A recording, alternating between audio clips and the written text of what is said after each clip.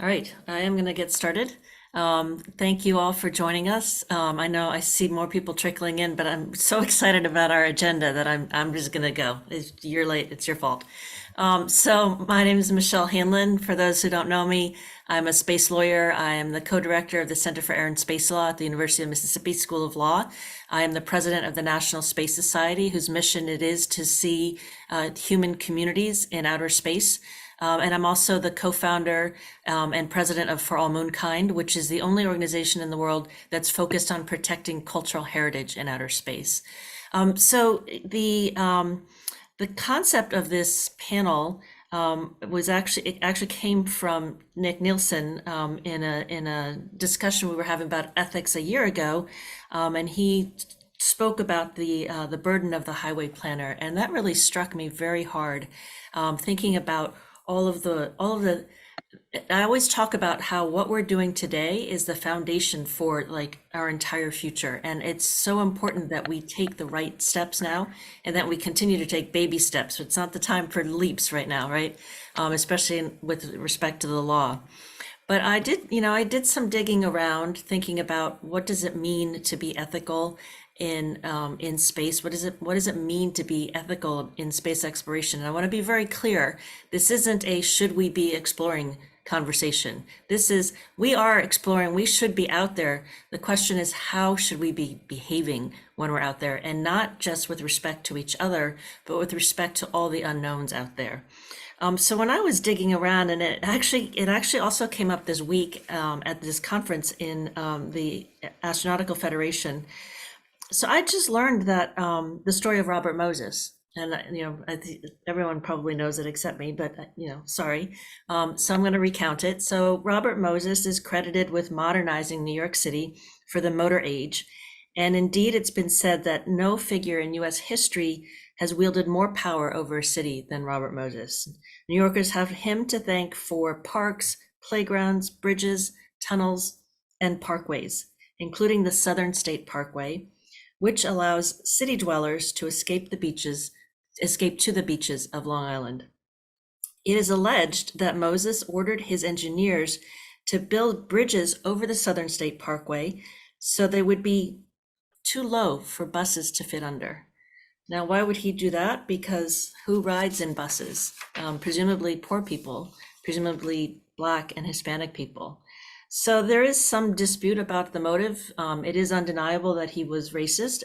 It's also undeniable that the bridges are on average nearly 20 inches shorter than comparable bridges in other parts of the state. So it's also undeniable that in terms of highway planning, not just in New York City, but everywhere, not a lot of thought was given to communities and how these highways were going to affect certain communities. And we have like all of this history now to think about and to capture as we build our own highways into space.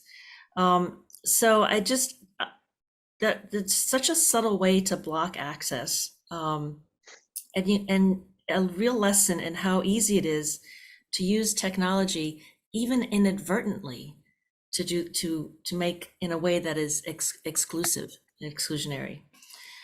So again, we're talking today about building highways into space. And while we have law in space, that law was negotiated a very long time ago, at a time when we didn't have a lot of humans in space, at a time when we were in a Cold War. And so the main focus of that law was trying to keep the peace in space. And so it also enshrines, and I know AJ Link is on here and we've talked about this, it enshrines a very narrow view of the universe in terms of, the first operative statement is that outer space is the province of all humankind. Wow, all of outer space is ours, people. Hey, who cares about what else is out there? Who else is out there? What other species and beings are? And that just more and more as I think about it and think about what we're doing and the choices we're making about space, that just really hits me. Like, wow, that is really conceited. It does go on to say the freedom of and use of space is for everybody, so everybody should have access to space. any use of space should benefit all of humanity. So it is very aspirational in that sense. Of course, there are very, very few restrictions on this concept. One is the Article 2 non-appropriation principle, which says you cannot claim territory in space.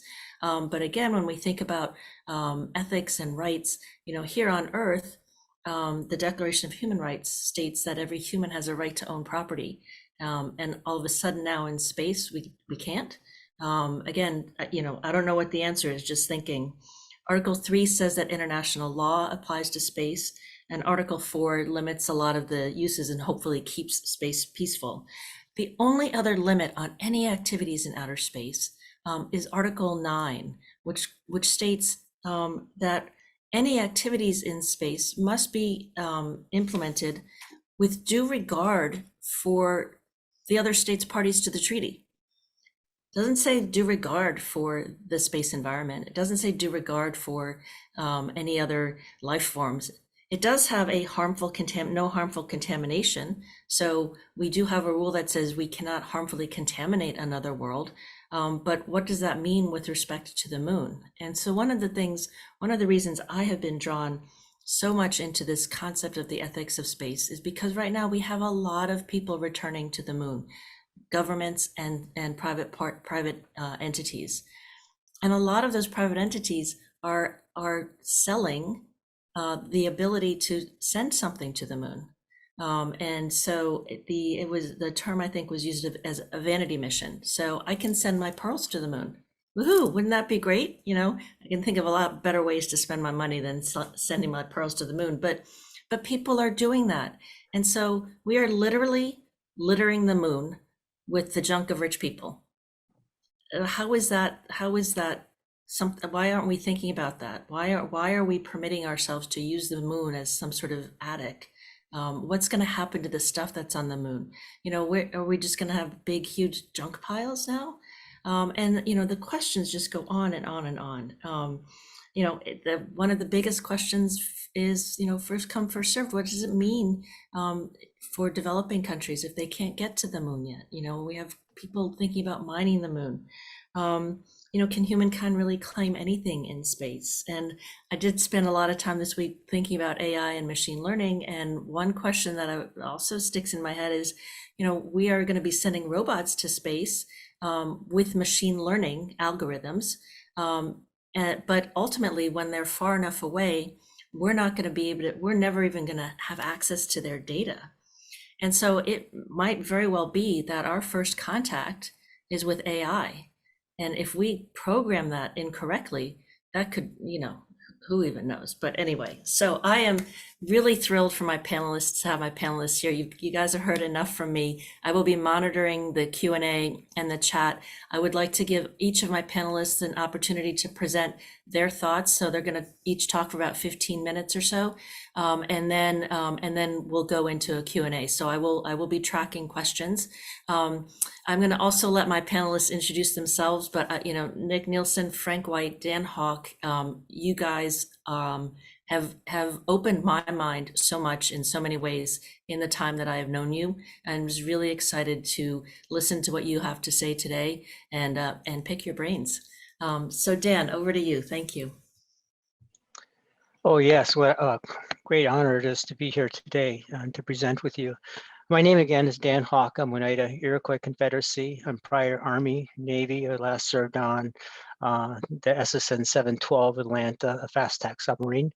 We launched BisonSat as the first tribal college satellite for the Salish Kootenai Tribal College on October 8th in 2015. And shortly after that, we found out we were on the International Traffic and Arms Regulation list, and I work with the Department of State to get us off that list. I'm currently working on to get the tribal governments into space and to have a relationship between tribal governments and the space industry. And we have our first Intertribal Space Conference in Clinton, Oklahoma, this coming November 15th through the 17th. So.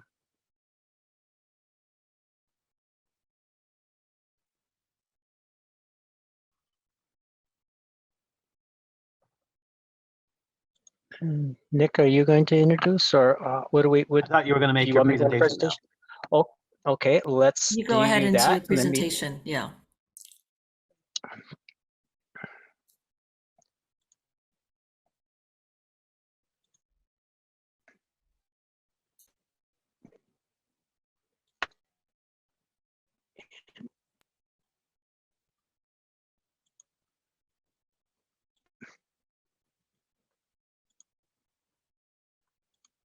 okay, come on, making it work here.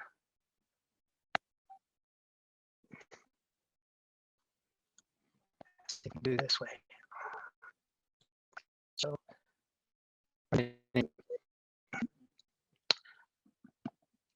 okay, hopefully you can all see my screen. The Space Highway Planner. So what I'm talking about here is when we talk about our highways today, we're looking at what are highways in space, and I'm talking here specifically about landing pads. The highway planner needs to approach his or her task in a prayerful attitude. He or she is building not only for the present, but for the long future, and thereby helping to shape civilization. So here's what we're going to be talking about today in my short presentation. I'm going to say here's the next one. And what I'll be talking about today is what is presented in the Verge article. And I provided here the URL for that. And the title is High Speed Lunar Dust Cloud, the Future of Human Missions to the Moon. And that was published in July 17th in 2019. And so Apollo taught us that landing on the moon is a dusty nightmare. And that the Verge article then has the main character that is Phil Metzger of the University of California in Florida. So we go to, what did the Apollo mission teach us? So what the Apollo mission taught us is that, when we talk about a dusty nightmare, when they started to land the Apollo 11, what they were able to ascertain was that when the engines were going to, when the engines were going to at about cut off 100 feet above, they started to notice that there was a lot of lunar dust that was coming from the ejection of the engines. And so we understand that the lunar surface, the moon is 1/6 gravity, there's no atmosphere, and the dust was traveling at high velocity, 1,000 meters per second more. So it created this engine dust plume. We know that the Apollo landers, when they and during the time of the Apollo mission, you were talking about 3,500 pounds of thrust. And today, when we're talking about the Artemis missions and the landers, upwards of the Friendship landers, 16 million pounds of thrust. So there's a great difference between 16 million pounds of thrust and the 3,500 pounds of thrust of the Apollo landers. And mainly that's going to be due to the amount of equipment that we're planning on landing on the moon. So we also know that lunar dust is what we consider bad news, right? It's bad for equipment. It's bad for, it pummels, the ejected data will pummel all types of equipment. It gets into things. It prevents locks from opening. It gets into vacuum chambers. It will, it's harmful to our astronauts. And so dust is not a good thing. It clings to everything. So what did Phil have to say in the Verge? What did he have to say in the Verge article? So he says this: there's a potential for serious international conflict between or because of this. And so he is saying because of the fact that when we have engines that interact with our lunar dust, the lunar dust is going to go all around the moon, and it's going to go into orbit. So he goes on to say that it will be sand-sized stuff blown completely off the moon into orbit around the sun. Larger particles like gravel will be dispersed long distances. And so what I'm going to say here is that the Verge article does not go far enough. So what they're implicating here is that these huge landers, and a lot of landers So a lot of landers and big landers with a lot of power, a lot of thrust, is going to put a lot of lunar regolith into our space environment. And so what is not talked about is that environmental implication of doing that. When we talk about due regard, what is our responsibility here on Earth regarding that type of environmental catastrophe, as an example, or mitigation, and we project that to the lunar surface and to the moon, and we have these landers landing on the moon, and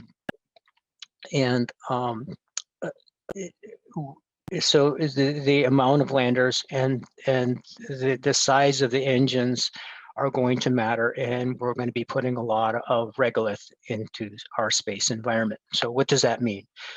So regarding due regard.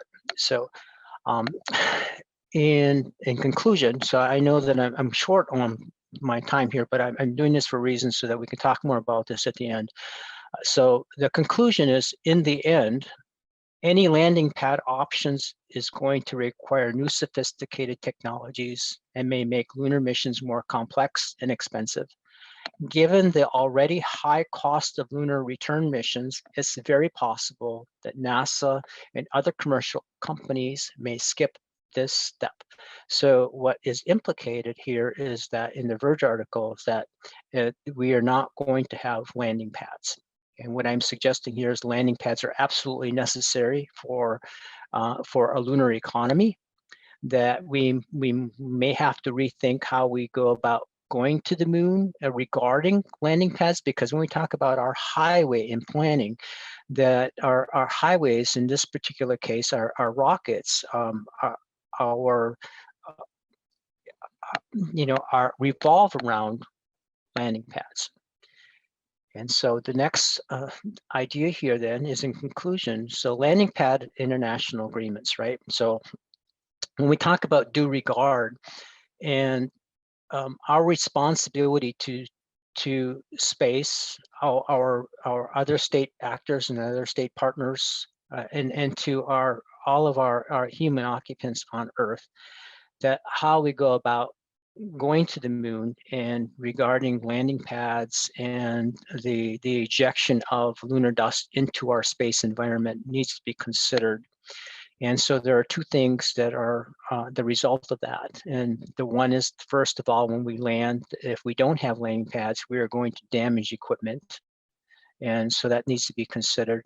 And without landing pads, we have a world environmental impact. The dust is ejected into space and could be an environmental disaster. So that is what I have for my presentation.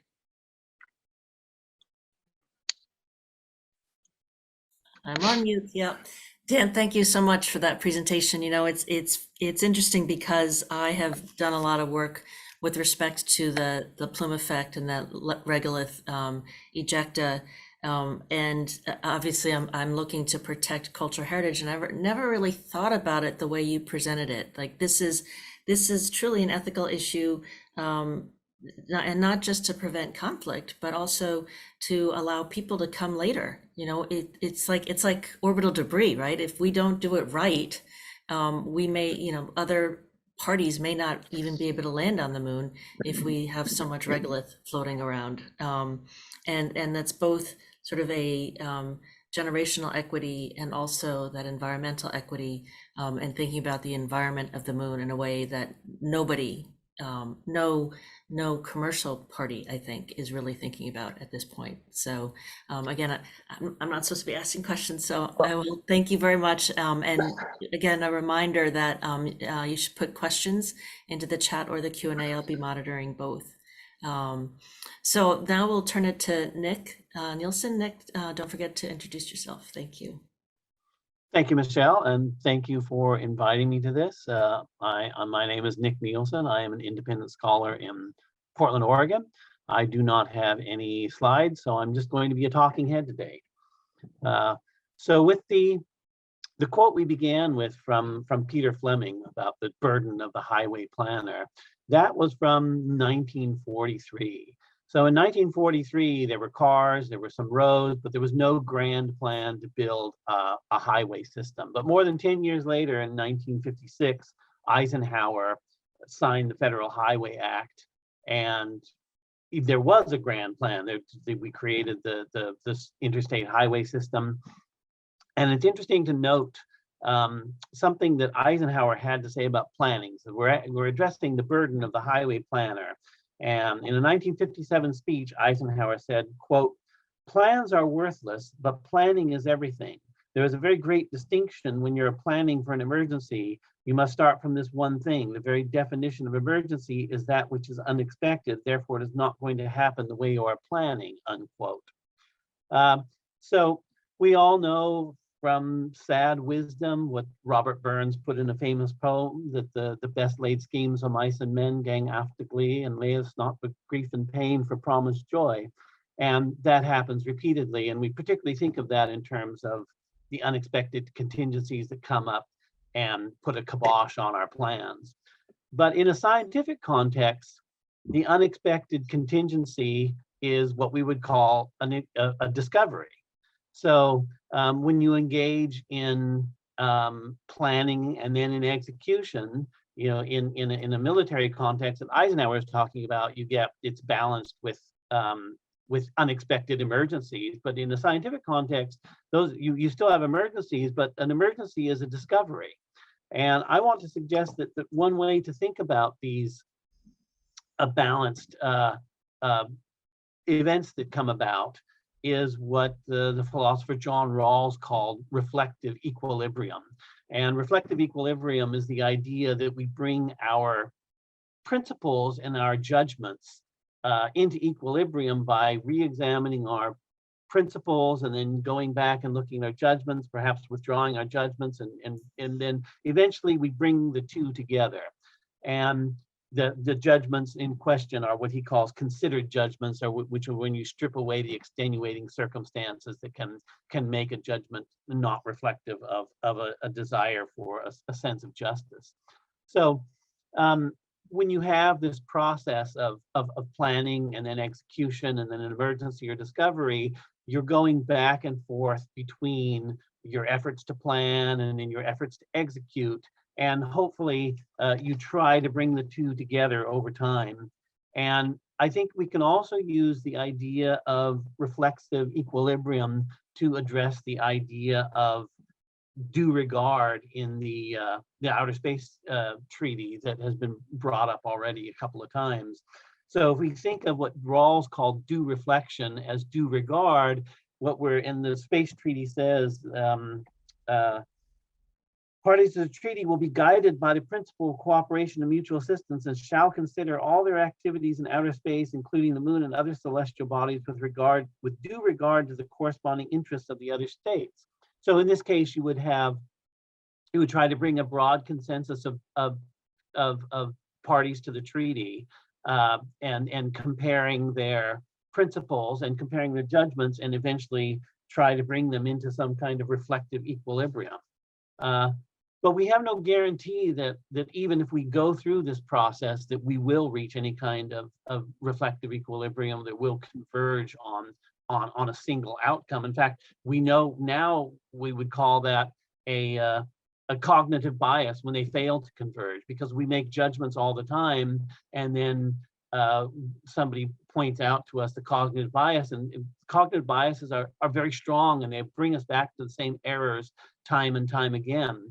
And it's very counterintuitive to address the principles that are involved because our cognitive biases are always going to be pushing us in the direction of making particular judgments that might not be in accord with our principles. So there's a tension between the cognitive bias that pushes us in one direction and the desire for convergence between our principles and our judgments on the other hand. And when we are planning a future human civilization in space, what we're trying to do is to anticipate and to manage and to organize and to tame the social change that would come about from that civilizational scale process. And it's, I think, very much of a piece with the scientific effort to manage and to organize our experience. And science has a dual role in exploring the world and in organizing the knowledge gained through the exploration.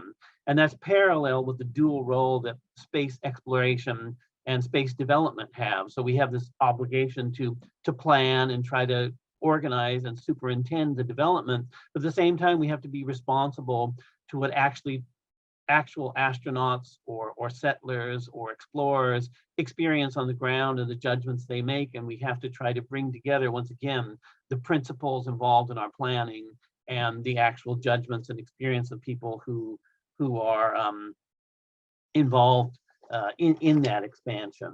And we all know that, as von Moltke said, no plan of operations extends with any certainty beyond the first encounter with the main enemy forces. That's a very well-known idea that's present in many forms. And similarly, no plan for space or no plan for economic development survives its contact with history. It gets changed. And but it gets changed in a way that's not completely random. I like to say that exploration is the acting out of a scientific experiment. So in experimentation, the observer remains constant and you're part of the controlled conditions, and then you're observing the dependent variable as it varies based on the other variables. But in exploration, you're putting yourself into the situation and immersing yourself. So you're no longer part of the controlled conditions. You're part of the dependent variable that's changing. And so you can think of exploration as a kind of role reversal of experimentation. So it's a scientific process. And we know that the age of exploration took place in history about the same time as the scientific revolution. So we've got, some people who are exploring through experimentation and some people who are experimenting through exploration. And when we engage in these big, large-scale plans, we can't help but put our presuppositions into them. So when we built the Large Hadron Collider in Geneva, this is one of the biggest most expensive scientific instruments ever built. And it's not built to do random exploration. It's built to do something very specific. It's built to test, to confirm or disconfirm, high energy particle theories. But because it's the biggest instrument, it can do something other instruments can't do. And so you make discoveries anyway, even if you're not planning on them. And so there are unexpected discoveries that we make in the process of attempting to organize our knowledge. And there's unexpected discoveries that we make when we're going out according to our plan into the cosmos and trying to make a home for ourselves there. So an idea that's come up among transhumanists and futurists and long-termists is the idea of moral enhancement or moral augmentation. And some go so far as to argue for biomedical interventions in human nature, pharmacological and neurobiological argumentations. So I'm not going to address that, but I want to say that exploration itself is a form of moral augmentation. That is to say, by exploring, we are changed, and as we changed, we expand our sphere of the moral world. Aristotle said that we deliberate about practical measures that lie within our power. So in building technologies that allow us to explore beyond Earth, go to other worlds, we are literally expanding the scope about things we can deliberate, and therefore we will deliberate about these things and bring them into the moral sphere, things that we did not before.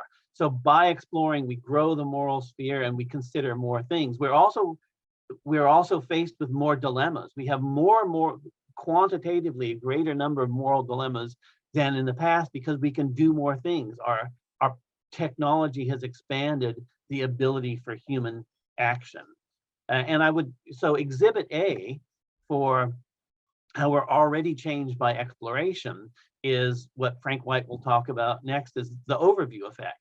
When human beings went into space, there was, and if you look at the planning of the Apollo missions, there was no particular emphasis on taking a picture of Earth. It just, and in one case, the one astronaut said to the other, "That's not scheduled. You don't have to take that picture." So the Earthrise picture, and then the blue marble picture, and then the pale blue dot, all those pictures were taken against the objections of others, but those were the pictures that affected us most from a moral standpoint. They changed our understanding of what it means to live on a planet, what a planet is, what it is to be alive in what looks like a sterile universe.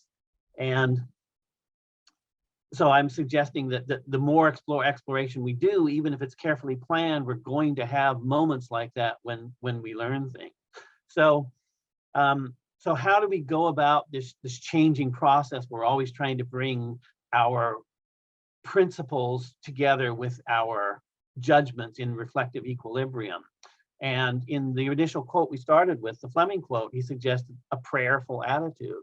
So I found an interesting definition of prayer in Frederick Ferret's Basic Modern Philosophy of Religion. Quote, the affirmation, however it may be symbolized, of a value ordering that, whether manifested well or badly in daily affairs, remains normative for one's life, unquote.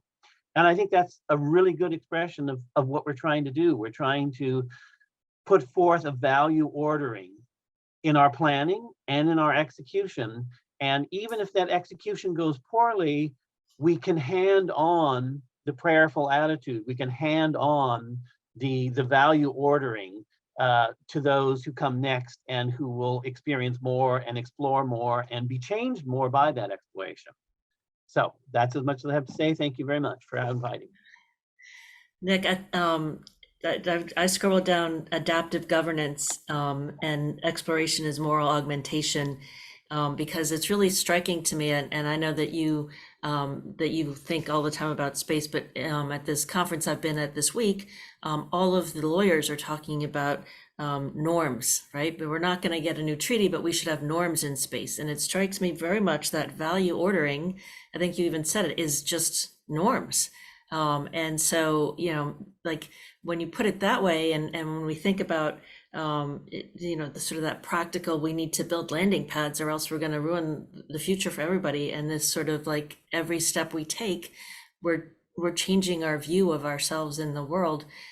It's really kind of mind-boggling, and I'm going to get back to, and I want you to think about it, is, are we morally equipped to handle more dilemmas? So keep that in mind. And with that, Frank, thank you so much for joining us. Probably a lot of people already know all about you, but please introduce yourself.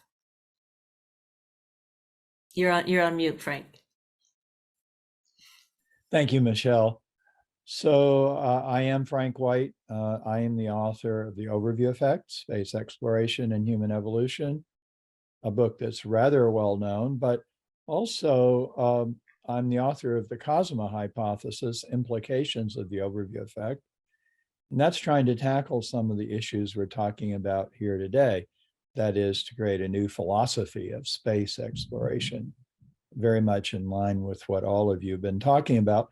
Also, I'm co-founder and president of the Human Space Program. I'll talk more about that.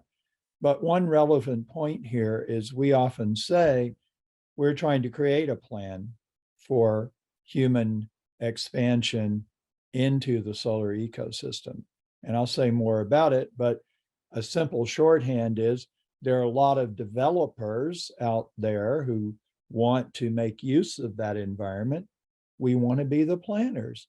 Just as on Earth, we have developers and planners, and they're in some kind of dynamic equilibrium or conflict all the time. And we do need this kind of role.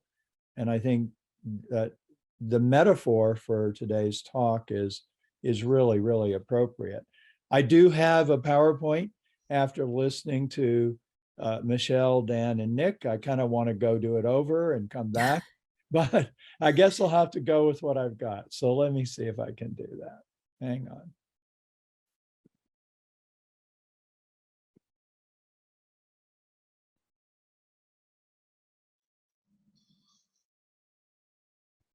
All right, so my topic is space ethics, addressing the burden of the highway planner.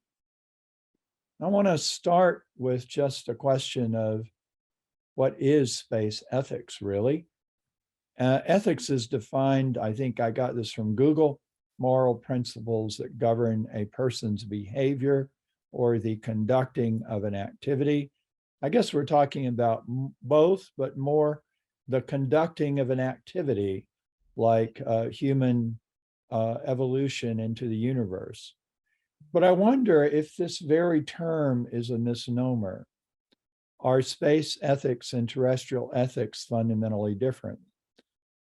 As we build space communities along this space highway we're imagining, will we have new ethical systems evolving? I believe we will, because even though there may be some kind of universal ethics out there, I think the ethics we practice are very much a product of the conditions we find ourselves in. But I would suggest that when we talk about space ethics, we're already doing it because we are in space. We have always been in space and we will always be in space. I think the Earth is the first space community, an idea that I got from Steve Wolf, who is the founder of the Beyond Earth Institute. But it sort of points to something, which is I doubt there is a single space ethic. There's no single ethical framework on the Earth, which I call Terra. There's no single ethical framework here. There's no single condition that we can call space. Low Earth orbit is different from the moon. The moon is different from Mars, and so on. Now, there are going to be unintended consequences, as Nick pointed out.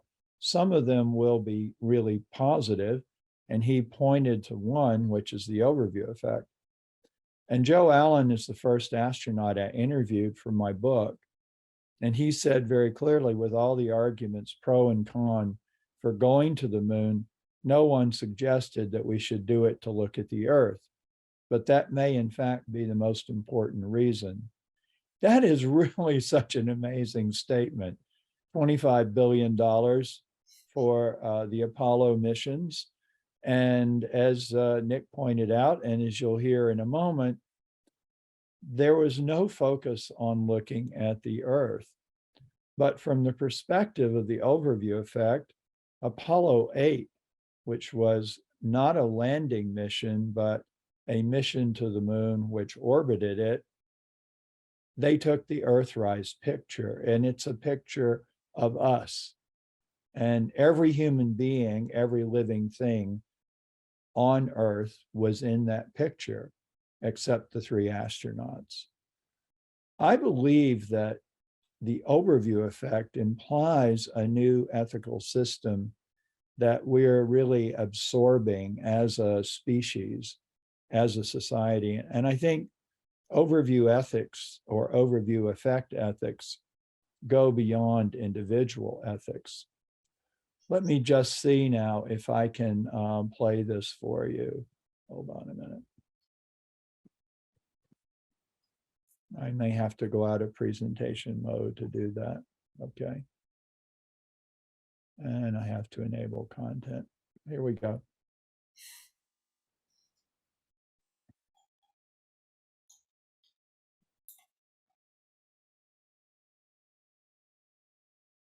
But I couldn't get a quick enough look at it to see if it might be anything volcanic. Oh my God, look at that picture over there. There's the Earth coming up. Wow, that's pretty. Hey, don't take that. I'm scheduled. You got a color film, Jim? Hand me a roll of color. Oh man, that's pretty. Where is it? Quick. Down here. Grab me a color. Oh, I got it right. Oh, that's a beautiful shot. So it's exactly what Nick said. The astronauts were looking at craters on the moon, and one of the astronauts said, I couldn't tell if it was volcanic. And then suddenly the Earth pops up and they have this interchange. They almost didn't get the picture. And Frank Borman told him not to take it because it wasn't on the list.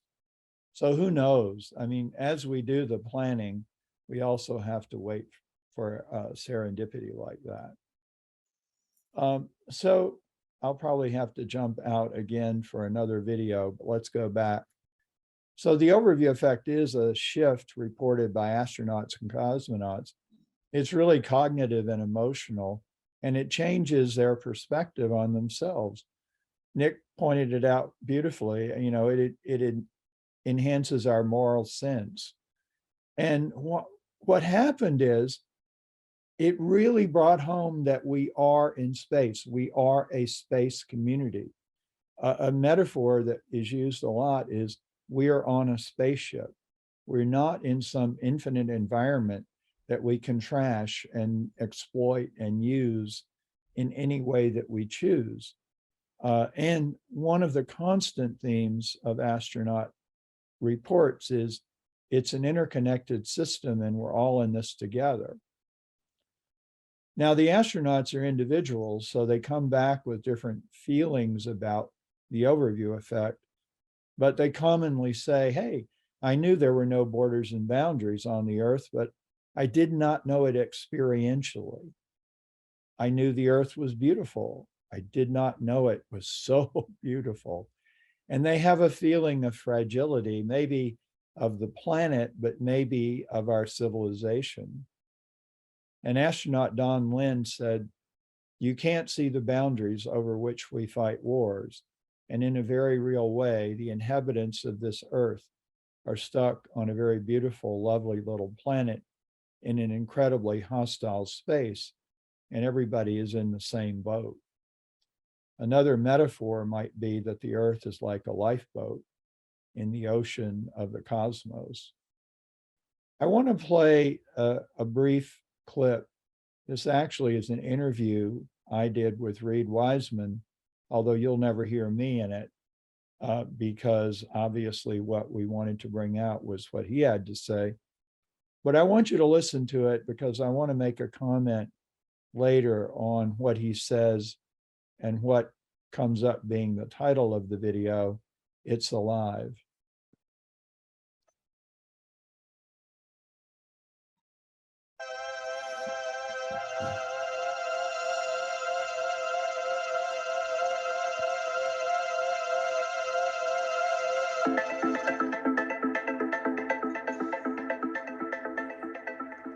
I had looked at pictures on social media and pictures in NASA archives of the Earth so many times, I actually started to get worried. What if I get up there and it's just like the pictures? I mean, that's going to be weird if that's the thing where I'm like, oh, that's just like the pictures. I'm ready to go home now.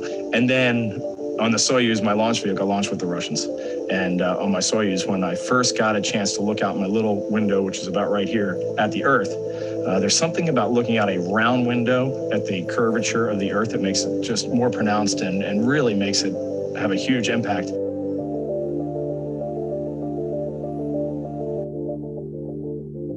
I just had this feeling like I was way up high looking down, and we were over the ocean, and the blues that I saw, it was ridiculous. I'd never imagined in my entire life getting to see something that beautiful. It was so foreign for the human mind to look at that, to see that total black of space, to see the Earth highlighted that way. And then I got to see a sunset. I had one piece of paper, it had a picture of my kids on it and a few of my flight data file burn times on it. But I just took a pencil and I drew like 15 curved lines, and I just wrote light blue, darker blue, pink, purple, dark purple, all the way down to the surface of the Earth at sunset, because the scale of looking at a sun refracting through the atmosphere, it blew me away, and no picture captures that. There's no high enough dynamic range of a photo to capture what the human can see. So that first look outside completely sidelined me. I had a GoPro and I made a recording to my brother of, no matter how much it costs in the future, come do this. You have to come do this. I mean, it's amazing.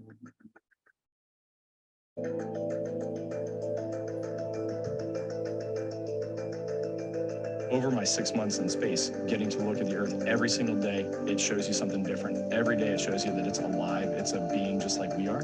We're guests on this planet. And it's our mother, it's our father, it's our starship cruising around the sun in the middle of the solar system. There was never a moment that I looked out the window and didn't immediately grab a camera to take a picture of something that our planet was doing. It always surprised you. It's always magnificent.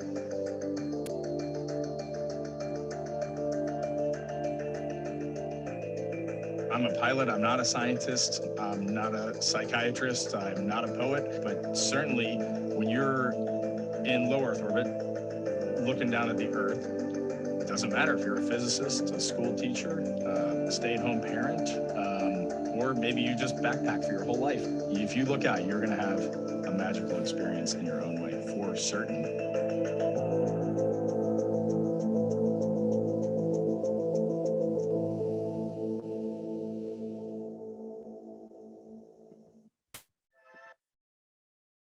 So Reed also said, if we could get everybody up there just for a few seconds, it would change the world. And that's what a lot of us are trying to do. We want to bring the overview effect down to earth. And that, we believe, will change consciousness on the earth and make a huge difference in how we deal with our home planet. But the next step, in my opinion, is large-scale space migration. And that really speaks to the burden of the highway planner. If we're going to have that, we're going to need a highway out there. We got to move from mission to migration. And it is the concept of due regard. We have to think of every possible contingency of what is going to happen if we commit to something like that. And we already know, looking back at the interstate highway system, that, mistakes were made. And I won't get into it now, but there are problems with the way it was put together. And I would say everything we do from here on out has an ethical implication. And we've already seen the mistakes we've made. Look at orbital debris. We've already talked about that. So we have an obligation to the past, the present, and the future. And I believe we need a meta ethic, sort of a grand ethic, an overview effect ethic for the solar ecosystem as we embark on this great adventure. And we have to think about what I call overview or overshoot, and the potential benefit of migration to the planet Earth. In 1972, at the end of Apollo, humanity was seen by the Club of Rome as being on the verge of overshooting the carrying capacity of the Earth. And they published a book called Limits to Growth. And now most of the people involved in that study say, we have already overshot the carrying capacity of the Earth. And that's why we see a whole host of problems, from climate change to conflict to pandemics.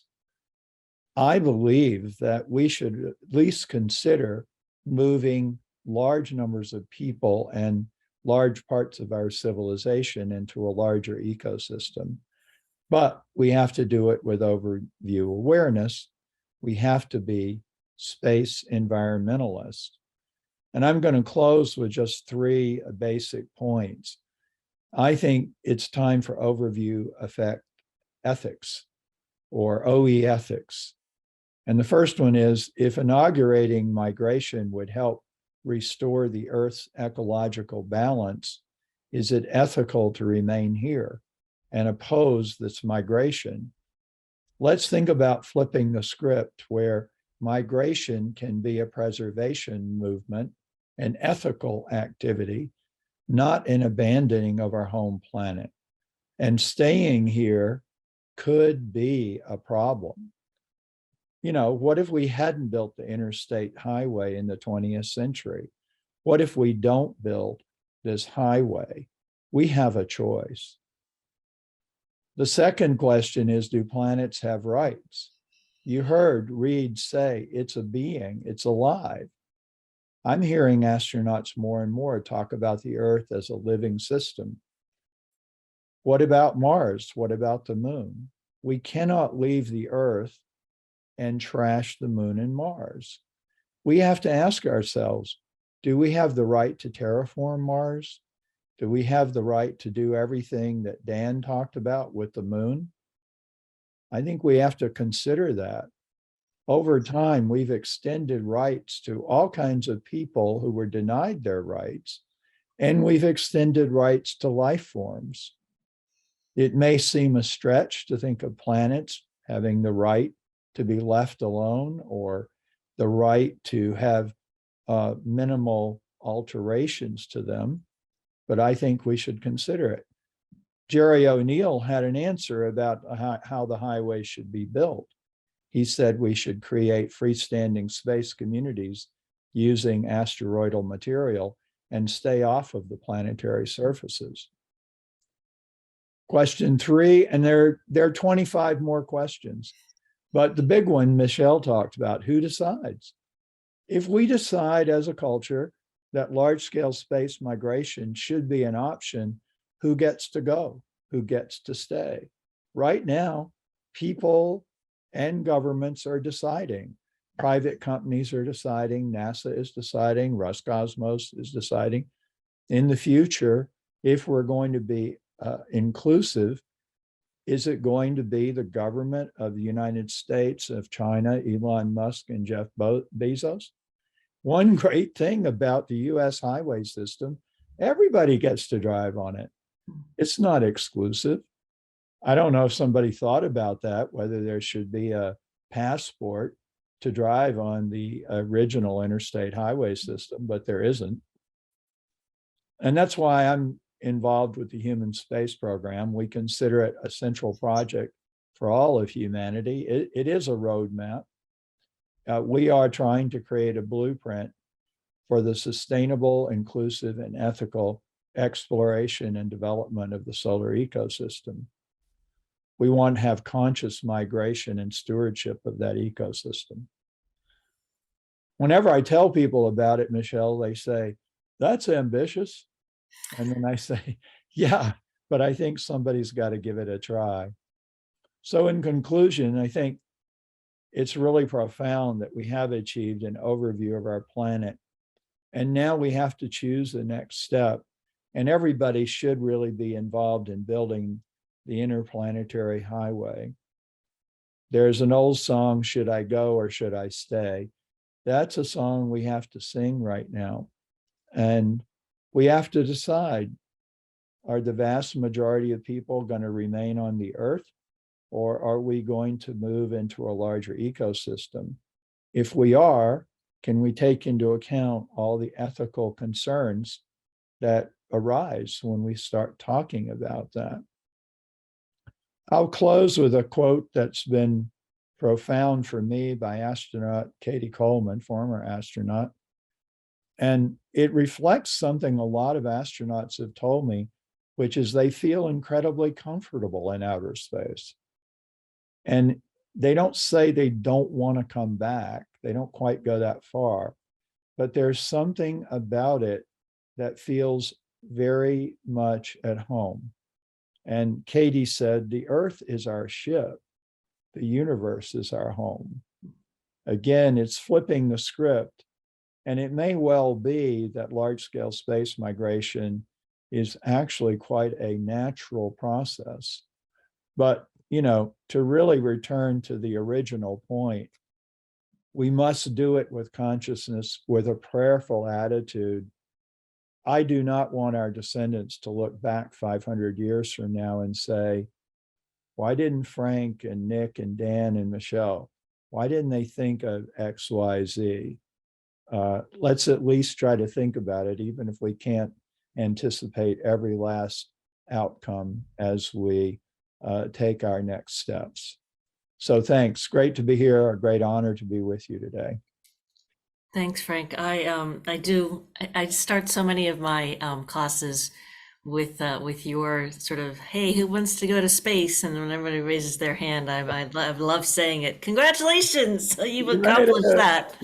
And the other thing that you mentioned, and I think about it as a lawyer, you know, looking at the words of the Outer Space Treaty, you know, the moon and other celestial bodies, you can't appropriate space or the moon and other celestial bodies. And it's either really demeaning, it's very demeaning that we don't consider our own Earth a celestial body. And it is, yeah. And it is, and we own property on Earth. So yeah, it's really mind-boggling. So I know, Anya, you have a very thought-provoking question, but I just want to tie little bows on the conversations that each of our presenters started. So I'm going to go back to Dan quickly. Dan, you open with this the true highway planner. You know, you're saying we need to plan and have these landing pads, or else we're not going to be able to do anything, or we will be cutting off future generations. Frank asks, you know, do we have the right to do that on the moon? Does the moon have rights? And then I will point out that in New Zealand, they've just given a river personhood, right?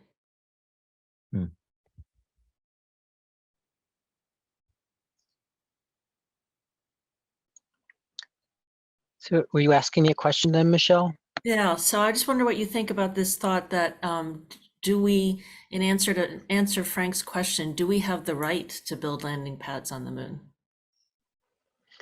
Well, from a Native American perspective, we shouldn't go to the moon at all. But also, knowing that, that's where the rest of humanity is wanting to go to the moon. So our responsibility then is to go to the moon to be ethical about it. In other words, when you ask the question, who speaks for the moon? It's indigenous people speak for the moon.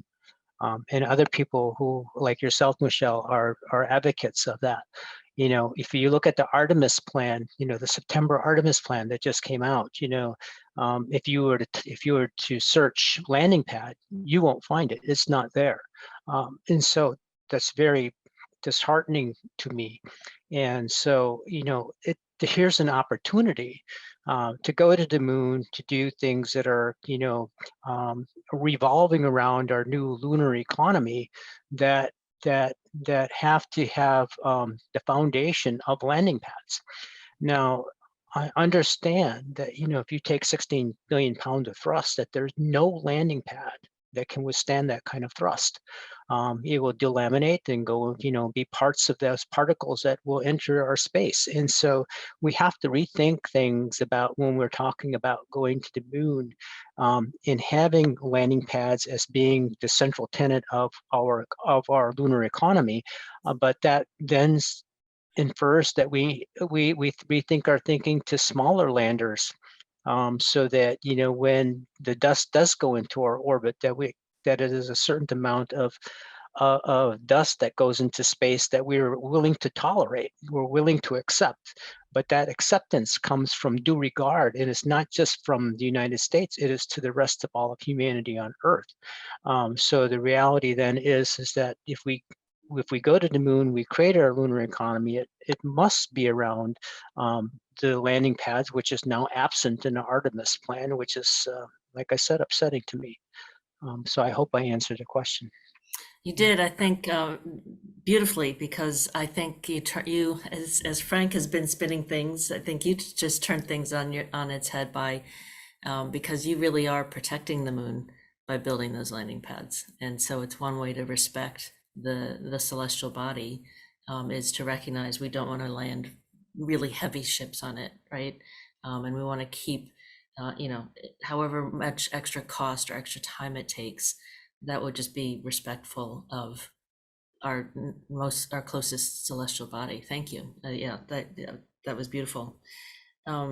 Nick, I gave you extra time. I already gave you your question in advance. So, are we morally equipped to handle more dilemmas? 'Cause I feel like we get overwhelmed really easily. We do. We get overwhelmed very easily, and we got overwhelmed in the past when life was simpler as well. And I don't think we don't have. Not only do we not have the answer to that question, we don't really even know how to adequately answer it. And there are genuine disagreements. As I said, there's a contingent of people who are willing to argue that we need to undergo biomedical interventions in human nature to change people so that we are fit for the future, as one book calls it, the book called Unfit for the Future. And some people argue for that. Some people would be profoundly uncomfortable with that kind of biomedical intervention, and what would come out the other side of that, and what kind of society you have when that goes on. But at the same time, as life gets more complex, there's also things that fall off the radar, as it were, and we tend to focus our concerns, of course, around ourselves first, and then around our families, and then our communities. So when people go into artificial settlements in Earth orbit or on the moon or Mars, they will be similarly focused on their families and their communities first of all. and they'll make the best lives for themselves and seek the good life, as it were, in that context that we have been seeking for thousands of years on Earth. And to the extent that they will be successful, you can suggest that there would be a selective effect where the people who find the good life in space stay there, raise families, and go further, and the people who don't find it come back to Earth. Yeah, which sort of flows beautifully into my question for Frank, because we talk about the overview effect and how there's this sort of universal response to seeing the Earth. Are we going to be better humans when we're in space? Well, of course, that's the really big question that we're all asking. I would answer in two ways. I know we're short of time. One is, I do know that most of the people I'm friends with who have been part of the space movement had been drawn to it, not just because they're excited to watch rocket launches, but because they see an opportunity for humanity to start fresh. And I do hope we'll be better. Number two, when I started thinking about the overview effect, it wasn't really about astronauts. It was about people living in space communities, seeing the Earth in the sky all the time. What I hypothesized was not necessarily they'd be better, but they would start at a different level of consciousness than those of us who live here on the planet's surface.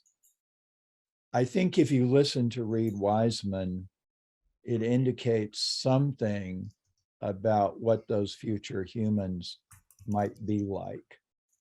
I could say a lot more, but we just don't have time.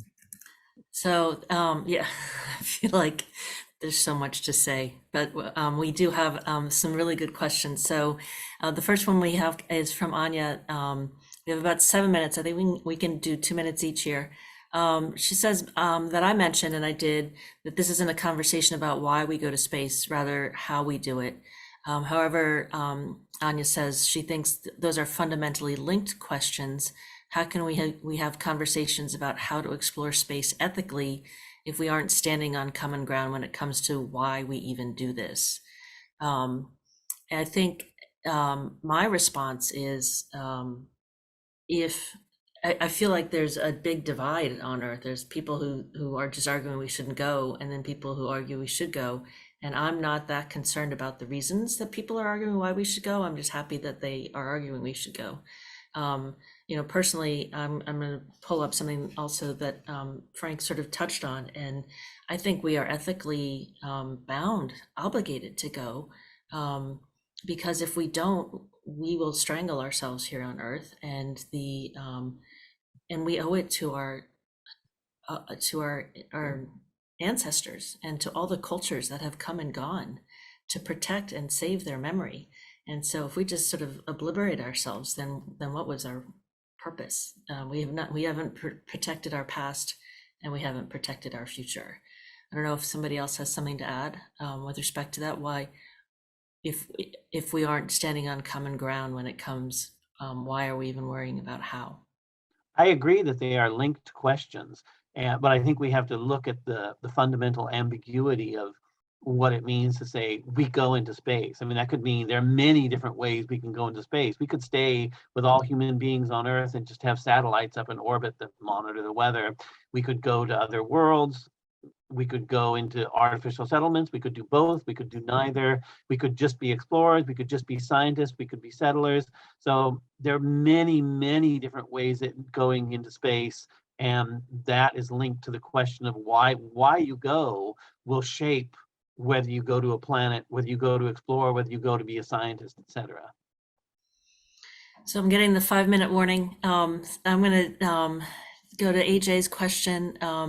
How do we get more people to think, there's Britt Duffy Atkins is a space urban planner. How do we get more people to think about planning communities in space? I have a simplistic answer. That is what the human space program is attempting to do. I really think that I'd like to see more nonprofits working on disseminating that message. And I really believe the way to go, and my colleagues believe the way to go, is to tie it to an environmental message. In order to get people involved in something, you've got to start with where they are. After 20 or 30 years of it, a lot of people are environmentally conscious. I think we have to show them that this could be an environmentally beneficial movement for the planet Earth, which they do care about if they don't care about the solar system. So that would be my answer. I'm gonna quickly, with 3 minutes left, send this one to Dan. How would an orbiting station to catch traffic for softer landings be seen? Would it obstruct our view of the traditional view of the moon? And would brightly lit cities or colonies on the moon also change our traditional view of the moon? I want to touch on what Frank just said. It's emotional, but here we are, thinking about our environmental condition of Earth. And I just presented an environmental condition on the moon. It doesn't much make sense to me to go to the moon and create another environmental problem. And so I think we have to go to the moon for the right reasons and do it under the right conditions. So from my point of view, go to the moon. We do it in a way that we should have done this on Earth, the way that we talk about how we flew Earth, and we should not go to the moon. And with the same understanding, we should have a lesson that we've learned to not do that on the moon.